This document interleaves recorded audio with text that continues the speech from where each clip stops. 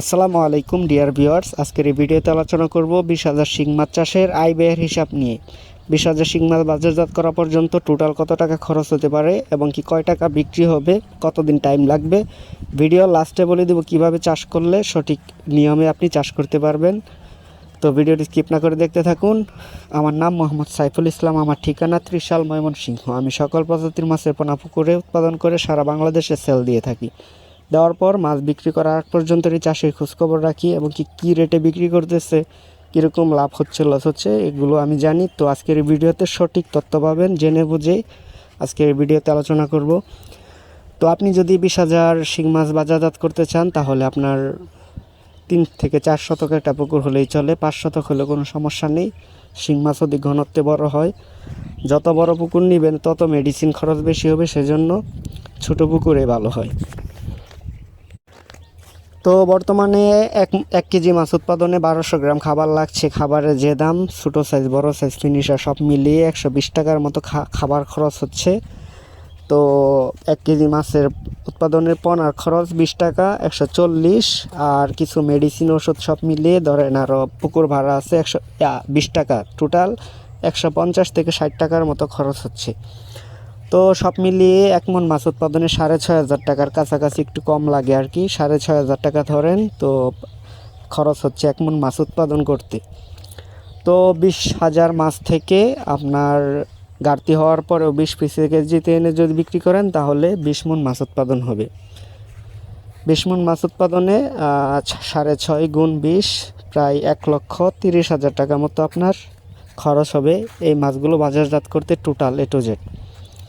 তো বর্তমানে বাংলাদেশে অনেক জায়গায় 12,000 টাকা মন পাইকারি বেচতেছে, অনেক জায়গায় 10,000 টাকা, অনেক জায়গায় 11,000 টাকা। তো মাঝামাঝি ধরলেও 11,000 টাকা মন যদি আপনি বিক্রি করতে পারেন পাইকারি, তাহলে 2,20,000 টাকা 20 মণ মাছের দাম আসে, বিক্রি করতে পারবেন।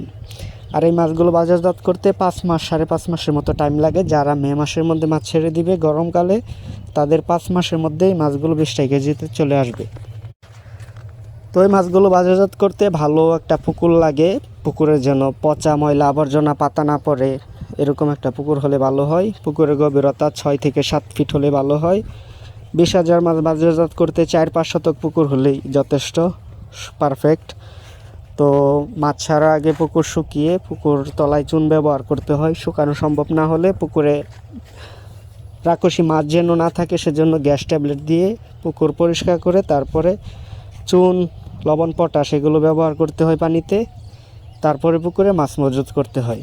তো পানিটা জাত করার জন্য প্রতি শতাংশে 200 গ্রাম টিএসপি সার, 200 গ্রাম সরিষার খোল, 200 গ্রাম আটা এগুলো একসাথে ভিজিয়ে 24 ঘন্টা পর পুকুরে পানিতে ব্যবহার করলে পুকুর পানিটা সুন্দর একটা কালার চলে আসে, প্রাকৃতিক খাবার হয়। মাছ ছাড়ার পরে একদিন খাবার গ্যাপ রাখবেন। পরের দিন থেকে সকাল, ভোর আর সন্ধ্যার পরে পাউডার নার্সারি দিতে হয়। প্রাথমিক অবস্থায় ছোটো মাছকে 10 দিন পাউডার নার্সারি দেওয়ার পর থেকে আপনি 0.5 ফিটটা দিতে পারবেন। তো অবশ্যই খাবারটা 2 বেলা দিবেন, সকালে আর সন্ধ্যার পরে। তো 15 দিন পর পর জীবাণুনাশক করলে ভালো হয়, রিস্ক মুক্ত থাকে, ভাইরাস ধরে না। তারপরে যদি ভাইরাস ধরে ফেলে আমাদের সাথে যোগাযোগ করবেন। আল্লাহর রহমতে ভালো মেডিসিন আছে বিভিন্ন কোম্পানির, আমি নাম বলে দিবেন, ইউজ করবেন। আপনারা 2 থেকে 3 দিনের মধ্যে মাছ সুস্থ হয়ে যাবে ইনশাল্লাহ। তো বিস্তারিত বলতে গেলে ভিডিওটা অনেক লম্বা হয়ে যাবে। কারো মাছে কোনো সমস্যা থাকলে অবশ্যই আমাদের সাথে যোগাযোগ করবেন। আর আমি সকল প্রজাতির মাছে পোনা বিক্রি করে সারা বাংলাদেশে সেল দিচ্ছি। ভালো মানের উন্নত জাতের গ্রোথ সম্পন্ন পোনা লাগলে অবশ্যই আমাদের সাথে যোগাযোগ করবেন। আজকের মতো ভিডিওটা এখানে শেষ করছি। ভালো থাকবেন সবাই, আল্লাহ হাফেজ।